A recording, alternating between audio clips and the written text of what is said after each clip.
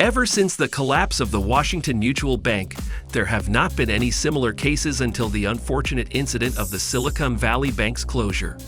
This has led to a lot of worries in the financial space, and you might be wondering if Silicon Valley Bank collapse will send 12 more banks crashing soon. On Friday, the 10th of March, 2023, the banking sector was hit with yet another huge failure that was not anticipated by any analyst. The Silicon Valley Bank, a backbone for the tech startup firms, was shut down after they couldn't raise funds to balance the losses made on the bond. It is the epicenter of tech startups, venture capital, Silicon Valley Bank. It is the 16th largest bank, or it was, in the United States.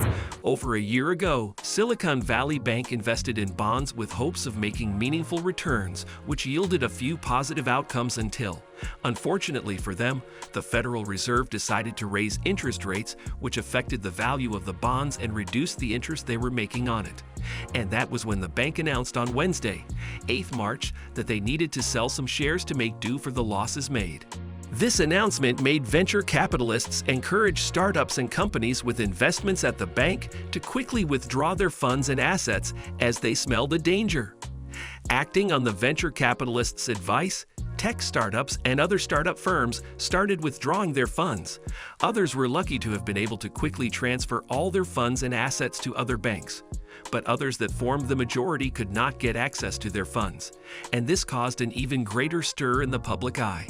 This was when the California regulators rushed in to shut the bank down and turn control over to the Federal Deposit Insurance Corporation, FDIC, after which the bank's creditors, depositors, and customers, in general, were assured of the safety of their funds and a return of their insured assets. Although the California regulators came in to close the bank down, hoping to stop a financial crisis, it seems to already be in the pipeline as a lot of banks have their shares tanked more than half. Let's look into this in a bit. The Silicon Valley Bank's collapse has affected almost everything in the U.S. financial sector, and this has led to people rushing to other banks to withdraw funds in fear of having similar situations. Joe Biden's administration tried to calm the whole country as this has, directly and indirectly, impacted the lives of almost every citizen in the country. It is greatly feared that there may be a lot of other banks shutting down, especially if interest rates are hiked by the feds. Most of the pressure happens to be on the regional banks or the bigger banks as they hold more assets and funds.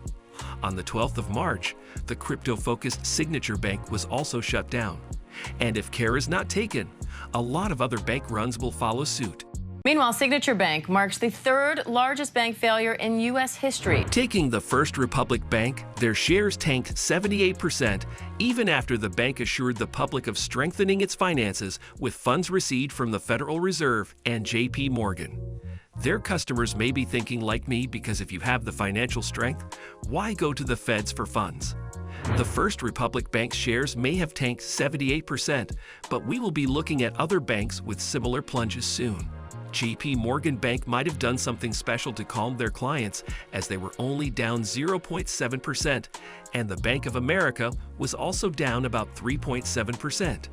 These two banks were frequently stress-tested by the feds after the 2008 financial crisis, and that has shown to pay off. Phoenix-based Western Alliance Bancorp shares fell 47% on Monday, 13 March. Whilst Los Angeles-based PacWest Bancorp shares also closed at 21%. This sudden collapse of the Silicon Valley Bank is not only having an impact on banks in the U.S., but it's become a global problem as the Société Générale in Paris lost 4.49%, Crédit Agricole down 2.48%, BNP Paribas 3.82%, and in Europe, the German bank Deutsche Bank plunged 7.35%, and the Swiss UBS 4.53%, and the British bank in Barclays was also down 4.09%. PacWest Bancorp, a regional bank in Los Angeles, had depositors withdrawing more than $700 million in cash, leaving the bank with $33.2 billion. Then Western Alliance, a Phoenix regional bank, also reported a moderate withdrawals of funds from $61.5 billion in deposits, leaving them with $200 million. Its stock fell more than 50%, although they tried to assure customers of having more than $25 billion in assets. Zions Bank, based in Salt Lake City, also had their shares drop over 40% on Monday. The Customers Bank also has their shares fall, and JP Morgan happens to be the only bank with stocks still high. JP Morgan, one of the few banks that's up right now.